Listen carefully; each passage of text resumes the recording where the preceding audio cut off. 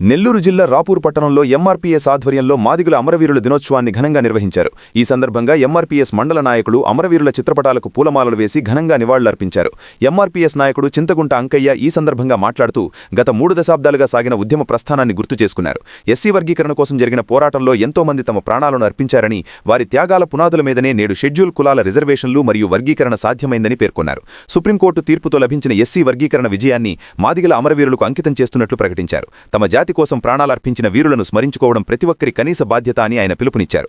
అమరవీరుల ఆశయ సాధన కోసం ప్రతి ఒక్కరూ ఐక్యంగా పోరాడాలని ఈ సందర్భంగా నేతలు నినదించారు.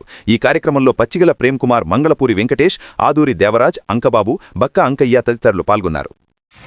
నా పేరు చింతగుంట అంకయ్య మాదిగా.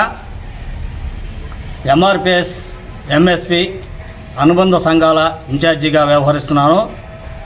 రాపూరు, కలవాయి, సైదాపురం 3 మండలాలు అనుబంధ సంఘాల ఇన్ఛార్జిగా వ్యవహరిస్తున్నాను. ఈరోజు మార్చి 1వ తేదీన మాదిగ అమరవీరుల దినోత్సవం. ఎంఆర్పీఎస్ వ్యవస్థాపకులు పద్మశ్రీ మందాకృష్ణ మాదిగ గారు ఆదేశాల మేరకు మరియు నెల్లూరు జిల్లా ఇన్ఛార్జి మంద వెంకటేశ్వరరావు గారు జిల్లా నాయకుల సూచనలతో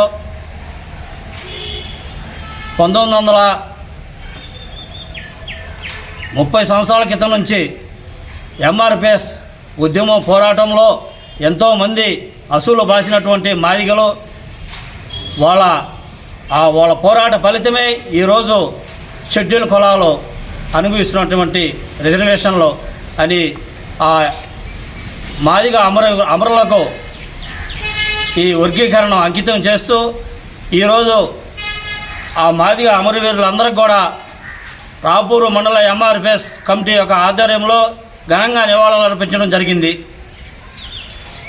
జై మాదిగ, జై మందకృష్ణ మాదిగ. నా పేరు పచ్చిగల్ల ప్రేమ్ కుమార్, ఎంఆర్పీఎస్ మండల అధ్యక్షుడిగా వ్యవహరిస్తున్నాను.